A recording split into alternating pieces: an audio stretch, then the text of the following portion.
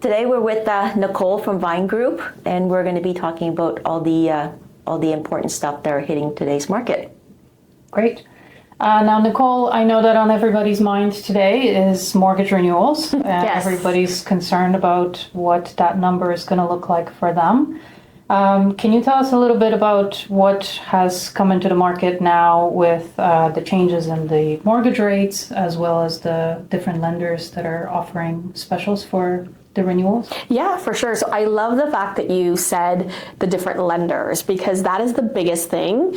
Not all lenders are created equal. So there's a lot of things that come into play with mortgage renewals, and we are seeing by far the biggest amount that we have ever seen, like ever. There's, I forget the exact percentage right now, but it is like literally the highest amount we've ever seen. So the good news is that we are seeing a little bit more relief than we expected. So if early last year, it was panic stricken across the board, because people were coming from the lowest rates we've ever seen, 1.5%, sub 2%, rates have tripled, and people who locked in, for example, were like, how in the world am I going to go into 5.5%, for example, or at one point we were over 6%. So the nice thing is that we've definitely seen a lot of relief. So we're not anywhere near what we were pre-COVID yet, and definitely we're not seeing the same rates we saw less sub 2%, but we're sitting in the low fours right now, sometimes even high threes, depending on that. So the payment shock or the stress that we were,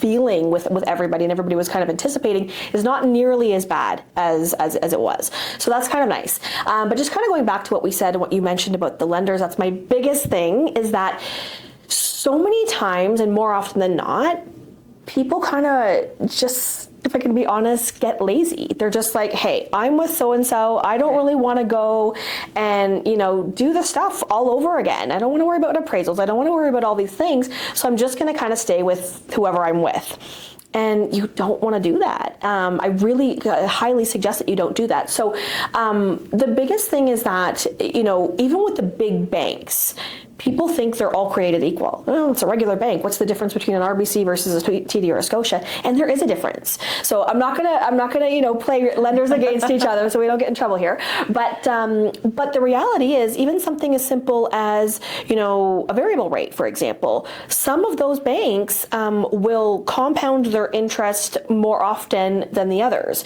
So again, I won't do the whole schooling here on what that actually means. But long story short is, you're paying more. You could have the exact same interest rate with one bank and the other, and optically it looks the same, but you're actually paying a lot more interest with one versus the other.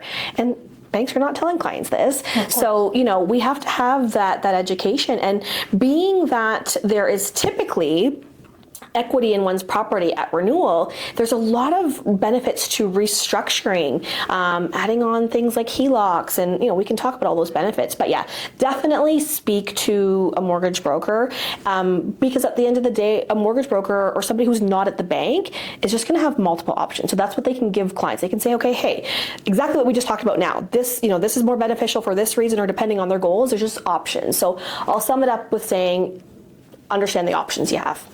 Perfect. Yeah, okay. Definitely take the time. Now, the difference between renewing an existing mortgage and refinancing is kind of what you discussed. Yep.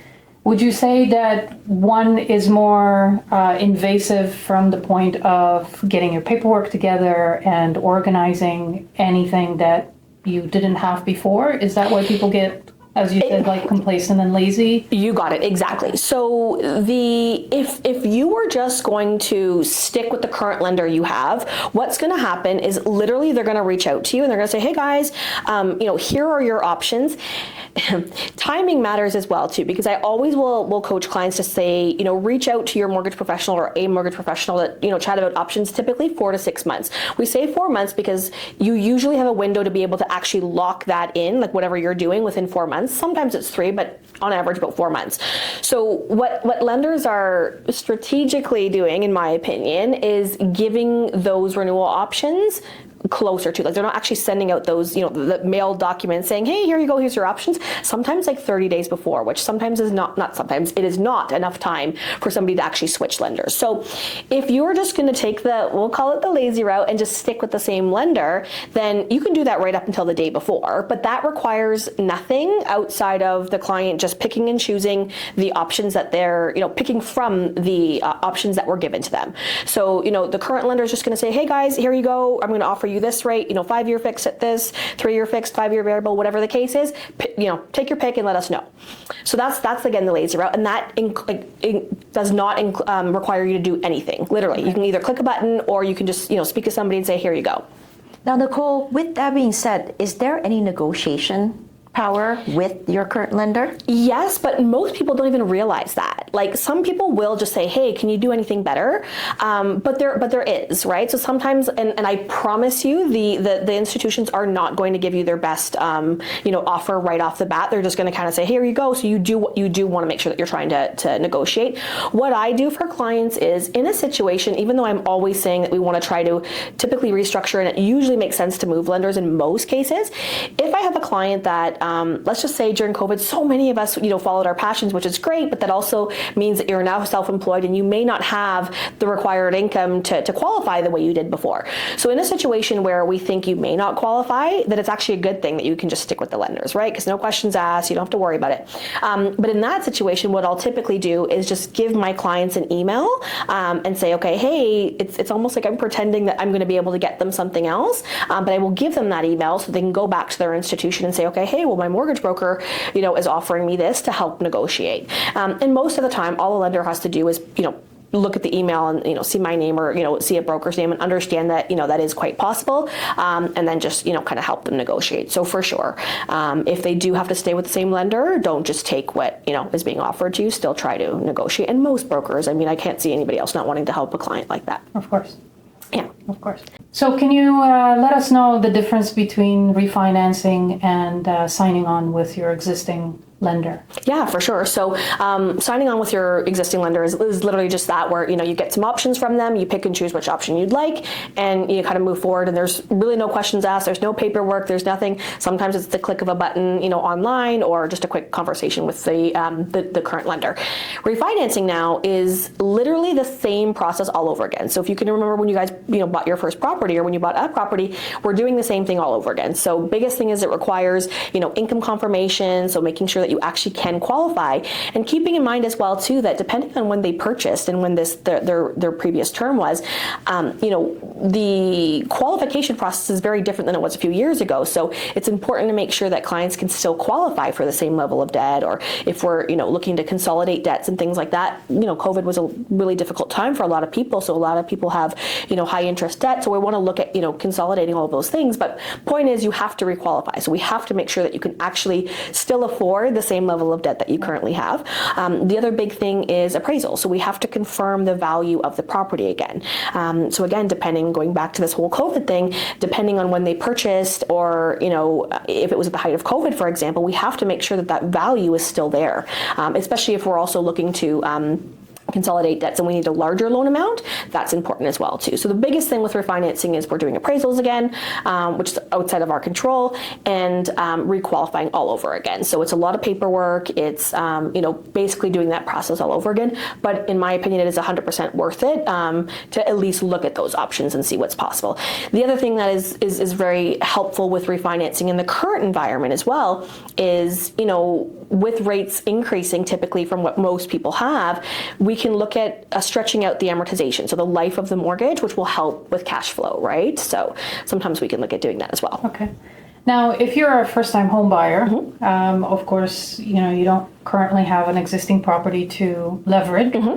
Would you say that it's a good time to cash in on those RSPs or any kind of investments in order to get into the market and lower that debt ratio? 100%. So it's one of the things that kind of drives me a little crazy right now is that there's so much, hype out there or in the media, all this doom and gloom and negativity in the media that talks about the fact that it's the worst time to buy, there's no opportunities. I actually don't believe that at all. I think there are a lot of opportunities out there right now. And in that, it is a great time for first-time home buyers. There were a lot of new rules that came into play, at the end of last year that are helpful for them. And, those first-time home buying incentives like the RRSP withdrawal can be very helpful, because what that allows you to do is whatever funds you have accumulated over the last, several years, and most people, by the time they're purchasing, they usually have had, a decent amount of years in terms of contributing, or a lot of them anyway. So that first-time home buyer plan allows you to withdraw up to $60,000 to use towards a first home. And that is per person as well. So if there is a couple that's doing that and they both have funds available, they can use, technically up to $120,000. And that's up from, basically almost double than what it was a few years ago. So the nice thing with that is that, again, there is, you can take that out, but at the same time too, there's a plan in place to start contributing back to that in a few years as well too. So you still kind of, get the double benefit, but 100%. So as a first-time home buyer, you can use the first-time home buyer plan, which is the RRSPs. You can use the first-time home savings account, and there's a land transfer tax rebate as well. Yeah, I'm glad you mentioned that, because yes, you're right. There is a lot of noise in the market right now, and a lot of gloom and doom and negativity. But what we always focus on, especially with first-time buyer, is the monthly budget, right? 100%. As long as you're within that budget, yes, you should buy, because equity means everything, right? Especially in the future, because we never know what's going to happen. First of all, living through a pandemic, but even for retirement, right? What are we going to do at the end of the day? So yeah, I always like to focus on the budget, right? And that is key, and I really appreciate you saying that, because there is such a rate obsession happening right now, and everybody is so focused on rates. And I'm not saying that rates are not important. Of course they are. But, people get distracted with that, and they're like, oh, rates were going up, or, they were 2% a couple years ago, and now they're, 4, upwards of 4, and they get sidetracked with that, and they think, oh, it's not a good time to buy, or I can't. And ultimately, when clients come to me and they start talking to me about rates, the first thing I will always say to them is, what is your monthly affordability? Let's sit down and do a budget, and you tell me what that looks like. What is that amount, per month that you guys are comfortable with as a sole individual or as a couple? And if we can make this work within that budget, then it is the right time to buy. And it doesn't matter what rates are, where rates are at, or whatever the case is, right? And, a lot of people will say to me, no, I'm just going to wait until I have 20% to put down. And again, to your point, just get in the market, because by the time you're waiting for that extra, few years to come up with the 20%, prices, homes have increased, and you're always kind of trying to chase that ball, right? So when people say to me, okay, oh no, I'm just going to wait, I'm like, no, that's what these incentives are there for. And to your point, the few years that you've had that home now you have that appreciation, and most of the time, by the time you sell that first property, you now have 20% to put down on something else, and that's kind of how you upsize and upgrade, so to speak. Oh, for sure. Yeah. We usually discuss with first-time home buyers basically taking that walk. It's a marathon. It's not a sprint. Start somewhere. Get into the market. So true. Get into something that you can actually afford. Yes. To your point, and basically just take it slow. Move to another place when you upgrade, and continue to do so until you find that dream home that you can settle in for. And that's what most people do, right? But they get so caught up in the fact that, no, I want the detached home with the white picket fence and everything. But even my own personal journey, I didn't buy my first property until I was just early into my 30s, and in a period of I think it was just over 7 years, I went from a tiny condo that's 500 square feet to, a townhouse, to detached, and all simply because I put down the minimum down payment. And the minimum down payment, or the RRSP contribution back then was it was $25,000 was the max that you could take out, right? So, you're using all these things, but it turns into, again, like you said, that, upgrade. And that was literally just by using everything I had available to me and putting down the minimum down, but getting in the market. Yeah, sometimes it's tricky in Ontario, right? Especially since our price points are so high. Yes. It's finding those little loopholes and such, right? Exactly. We deal a lot in Calgary, and that's one reason why we do it. because of that, right? Price The price point, for point is sure. lower, the land transfer tax is non-existent, there's no HST. So yeah, we tell buyers, you know what, take it one step at a time, Let's Exactly. just get into the market, build that equity, and then we can go from there. And I love that you said that as well too, and you're talking about other places, because we see that a lot more now. Like for me, I do stuff all over Canada, and in the last few years, especially during COVID, because there's been so much more flexibility with remote work and things like that, a lot more people have the ability to just kind of pick up and go right now. Go to Calgary, go wherever it is. And again, if there's a price point that is way more affordable over there, then why not look at that? There's advantages to that for sure. Yeah, so we hear about different kind of lenders, and most people don't quite understand what those mean. Everybody's kind of, I want to go to the bank, I want to Yes. sign the paperwork. But there are great advantages of going other routes, and going straight to the bank isn't always the best option for everyone. Yeah, for sure. Can you kind of walk us through what A lenders, B lenders, and sometimes even C lenders Yes, exactly. can mean for a buyer? And that's exactly what it is. So we typically refer to them as A, B, and C. And ultimately what that is and what it equates to is A lenders are exactly like you said, kind of the big banks. But there's also a misconception because there are other non-big bank lenders that are still considered A lenders. And I guess the confusing part for most people is just haven't heard of them. So we refer to them typically as monoline lenders. Monoline just meaning one line of business. So they're not a big Schedule I bank that does credit cards, bank accounts, and all this kind of stuff. They just focus on mortgages. And a lot of times they can even have more favorable interest rates and things like that because they don't have the overhead, the brick and mortar, physical location. And so they can be very favorable. So there's a lot of A lenders, again, outside of the big banks that people don't really realize that are there. But those are traditional lenders where, we have to be very, sort of strict or the most strict when it comes to qualifying. So for a self-employed individual, for example, we are looking at, in order to qualify with those lenders, we are looking at what you net, so what you actually take home for self-employed individual, for example. So, high level example, let's just say a self-employed individual makes $100,000 and they actually do take home $100,000, but on their taxes, they're writing off $50,000 worth of expenses and they're only netting $50,000 on that tax return. Well, that's what we're going to use. We're going to use the $50,000 that, you're technically netting. So, very different qualification, a little bit more strict. Then we have alternative lenders, which we refer to as B lenders. Misconception with this is that people think like, oh, those are, you only go to those lenders if you can't get a mortgage, and it's almost like there's like a negative connotation associated to them. And that couldn't be further from the truth. Like there are so many of my self-employed clients that go to these B lenders, perfect credit, A+ quality borrowers, but people like ourselves who are self-employed, and going back to the same example, we make more money, we don't want to pay all of that money to CRA. So the alternative lenders are more of a common sense approach, right? They'll kind of look at things and say, okay, hey, let me see your bank statements. Let me look at the last year of bank statements. How much money do you actually make that we can show in terms of provable income? And they will use that income. So so much more flexibility, and again, that kind of common sense approach. And sure, the B lenders can also be used for more challenged applications with things like bruised credit and maybe a bankruptcy or things like that. But they are still for that, A caliber or A+ caliber borrower as well. The difference with that is that you're going to pay for that flexibility. So the interest rates are higher. Again, keeping in mind, if you're saving a lot of money for that self-employed borrower, instead of paying all that money to taxes, to CRA, most of the time the fees associated with the B lender are still minimal in comparison, right? So on average, you're going to pay anywhere from 1% to 2% of a lender fee with those lenders, typically, usually, hopefully around the 1%. And that's of the loan amount, so the amount that you're borrowing. And then there's higher interest rates, and it will depend. If it's like again that A+ quality borrower, you could usually look at maybe about a full percent above kind of where traditional banks are sitting. So it's not a huge difference. Sometimes the rates can be higher, again, if we're getting into things like bruised credit, but there's a lot of options with those lenders.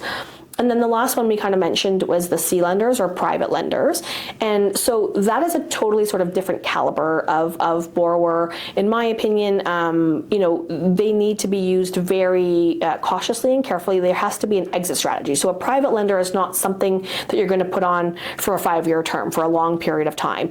Those mortgages are also typically interest only. So easiest way to explain it is you're kind of renting the money, right? So hence the reason why you want it to be, a short term. So if we've got an investor who wants to flip a property, going to renovate it and sell it, or, sometimes even with the current market where it's harder to sell and we can't qualify with multiple properties and we're just waiting for that to sell. So that short-term type of situation that we need. And the most important part with those private lenders is that we have that exit strategy. So we have a reason and we know how we're going to get out of it, right? And to be able to qualify with an A or B lender.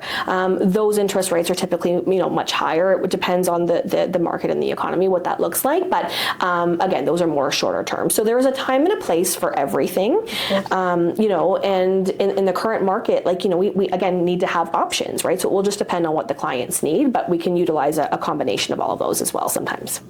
For the private lender, are you, when you're talking exit strategy and short term, are we talking in months, or do you have to lock in for a year, and how does that look like?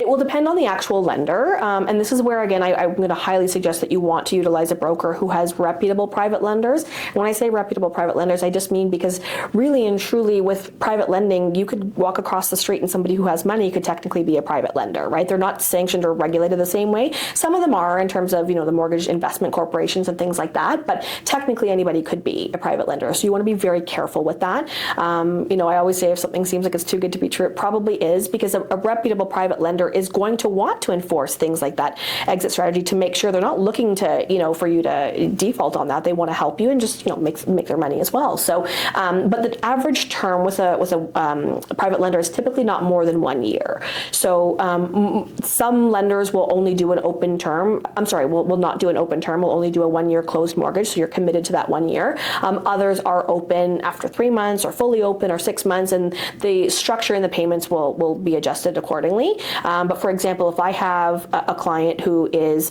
just really trying to do a quick renovation and then they're going to go back to, a traditional lender, I don't want them in a 1 year term that's locked, right? I want them, if they think they can get it done in 3 months, I'll give them some buffer. Maybe we do it open after, 4 or 5, or open, as needed. But yeah, you definitely want that flexibility. And that's where, again, you're going to want to know who to go to for those kinds of things, for sure.